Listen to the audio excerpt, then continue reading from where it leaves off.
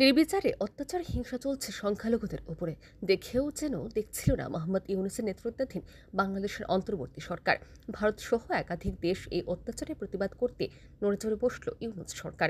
ভারতের বিদেশ সচিব বিক্রম মিশ্রি বাংলাদেশে হিন্দু সহ সংখ্যালঘুদের নিয়ে উদ্বেগ প্রকাশ করার পর দিনে বাংলাদেশ জানালো সংখ্যালঘুদের উপরে অত্যাচারের অভিযোগে গ্রেফতার করা হচ্ছে।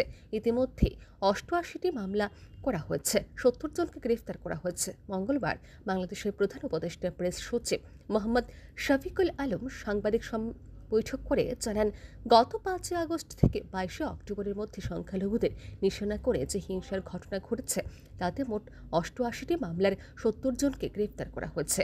এরপরে ঘটা হিংসার ঘটনাগুলিতে মামলা দায়ের করা হয়েছে।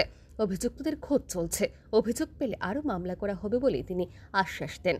বাংলাদেশে যারা এই ধরনের ন্যাক্কারজনক কাজে জড়িত তাদের সবাইকে গ্রেফতার করা হবে বলে জানান তিনি। ধৃতদের পরিচয় সম্পর্কে প্রেস সচিব শফিকুল আলম বলেন, যাকে সন্দেহ করা হচ্ছে, যার বিরুদ্ধে অভিযোগ এসেছে তাকে গ্রেফতার করা হচ্ছে। যে ৮৮টি মামলার কথা বলা হলো, যদিও সংখ্যালঘুদের ওপরে হিংসা সংক্রান্ত মামলা অনেকগুলি ঘটনার ক্ষেত্রেই দেখা গিয়েছে। তিনি হয়তো ক্ষমতাসীন দলের সদস্য ছিলেন, তাকে আক্রমণ করা হয়েছে। এটাকে কিভাবে নেবেন? হিংসার ঘটনাগুলিকে গুরুত্ব সহকারে দেখা হচ্ছে। আমরা চিটাং মেট্রোপলিটন পুলিশের থেকে যেটা পেয়েছি যে মোট ৩৩ জনকে অ্যারেস্ট করা হয়েছে। তার মধ্যে ৬ জন হচ্ছে যাদেরকে ভিডিও ফুটেজ দিয়ে শনাক্ত করা হয়েছে এবং তারা সাসপেক্ট হচ্ছেন এই মার্ডারের, তাদেরকে সাসপেক্ট হিসাবে ধরা হচ্ছে।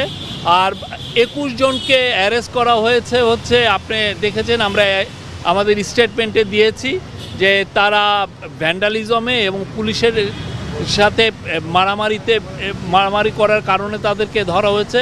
আর ৬ জনকে ধরা হয়েছে, তারা আওয়ামী লীগ এবং নিষিদ্ধ ঘোষিত ছাত্রলীগের মেম্বার, তারা ককটেল সহ ধরা পড়েছে।